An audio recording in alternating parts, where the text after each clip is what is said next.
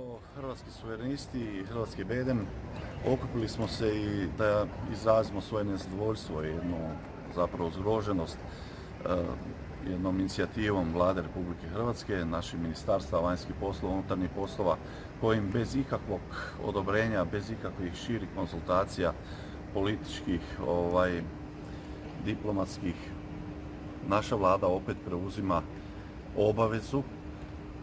u dogovoru sa osovinom Paris-Berlin u Parizu, Macronovom, da iz svakog ilegalnog broda koje krijumčari nesretne migrante iz afričkih obala prema Italiji, prema Sredozemlju, da kao uvjet dobre volje, što će predsjedati Eurokomisijom, odnosno Europskim vijećem u ovom periodu, da uzima dio tih migranata, što je za nas zapravo samo pokazatelj jedne sluganske politike, jedne nesuverenističkog pristupa prema zadovoljavanju temeljnih interesa Republike Hrvatske i hrvatskog naroda, jer mi smo već sad izloženi iznimno velikim opasnostima i ugrozama na kopnenoj granici sa Bosnom i Hercegovinom i prema Zagorskoj krajini, gdje su tisuće i tisuće ljudi u pripremi i svakodnevno prelaze i dolaze ilegalno preko Republike Hrvatske kršeći naše zakone. To ide do te mjere da se samo sad za vikend prošli 400 ljudi uhitilo, tih koji su pregazili Hrvatsku na granici sa Slovenijom, i Slovenci više ne mogu se braniti, znači iako imaju žicu od najezde tih ilegalnih migranata preko Republike Hrvatske, nego stavljaju vojsku na svoju granicu u dijelovima koji su najugroženiji. To radi i Italija prema Sloveniji. Znači mi imamo strahovito velik problem u kojem se nedovoljno Hrvatskoj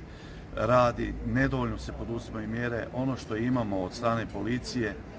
koja radi ono što može raditi u okviru tih tehničkih i kadrovskih potencijala nije dovoljno. Vlada se oglušuje i predsjednica Republike Hrvatske na opravdane zahtjeve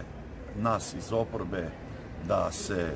poduzmu učinkovite mjere zaštite hrvatske granice. Oni to ne čine i sad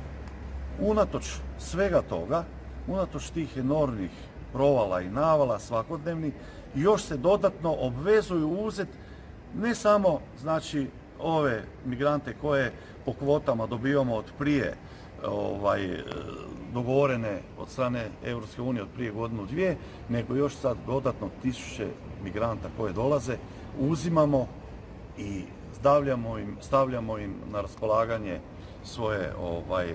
i onako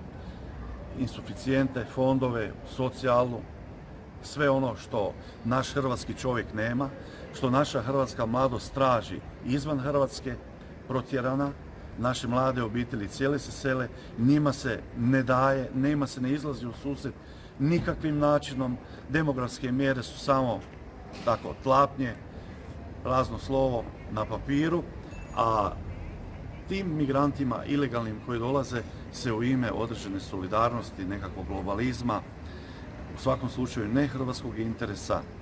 širom otvaraju vrata, dok naše susjedne države, Mađarska, Slovenija čak, pa i Italija, kao što vidimo, države Višegradske skupine su duboko svjesne opasnosti koje im prijete i zatvaraju granice. Mi širom otvaramo granice i na kopnu, kao što vidimo. To nam nije dovoljno u ovoj Vladi Andreja Plenkovića. On da bi osobne ambicije ostvario u Europskoj komisiji, kako vidimo, sam za sebe je lobirao, što je duboko nečasno i šteti ugledu Republike Hrvatske. On danas širom otvara vrata kao zalog budućeg svog ili svojih prijatelja odlaska u Europsku uniju, Europarlament, Europsko vijeće, sve na uštrb i na teret hrvatskih građana, poreznih obveznika. Duboko se protivimo takvoj politici, apsolutno plediramo za sve građane, čitav hrvatski narod, da svugdje gdje je u poziciji da okrene leđa takvoj politici, da ne daje potporu jednoj jedinstvenoj, harmoničnoj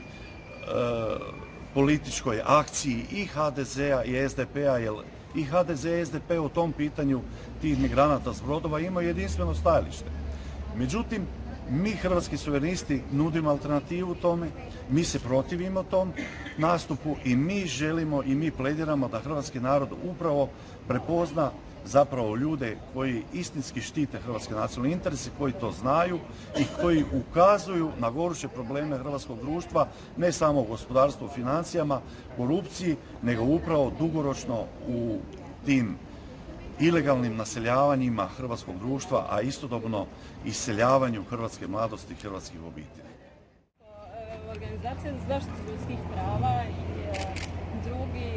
kritičari ovakvih političkih istupa govore da se ovakvim političkim istupima u kojima se zagovara zatvaranje granica širi mržnja prema migrantima, a i da se u principu ne poštuje njihova međunarodno priznata prava. Kako vi na to gledate i mislite li da bi zatvaranje granica bilo nepoštivanje prava migranata i izbjeglica? Pa zapravo to su stajališta nama poznata, ona izviru iz tog takozvanog Marakeškog sporazuma, iz te Europske konvencije o izbjeglicama i migrantima i tako dalje, i ona nas ne začuđuju, ali istodobno mi ih odbacujemo jer mi ne polazimo sa činjenica mržnje osobne i ksenofobnih, rasističkih istupa, nego zapravo želimo ukazati i hrvatskom društvu, a i međunarodnoj zajednici, onima koji su nadležni, da te probleme rješavaju na izvorištu. Znači, ili u Aziji, ili u Africi, izvan tla gdje su nastali, jer tamo treba tim ljudima dati perspektivu za život i to u okviru legalnih, normalnih uvjeta, a ne ih poticati da kršeći elementarna prava, elementarne konvencije koje su davno na snazi za čitavo područje Europe, od prava na azil, od prava prelaza državnih granica, zapošljavanja, socijalnih prava, zdravstvenih i tako dalje. To se sad sve sublimira u Marakeškom sporazumu da je dozvoljeno to sve kršiti i baciti sa strane, a za korist jednog, nekakvog imaginarnog globalnog prava na migrantska, koje bi trebali ostvarivati ilegalni migranti. Znači, mi ukazujemo da Europa treba učiniti sve i oni koji su pridonijeli tome i kroz prošlost i u sadašnjost dan danas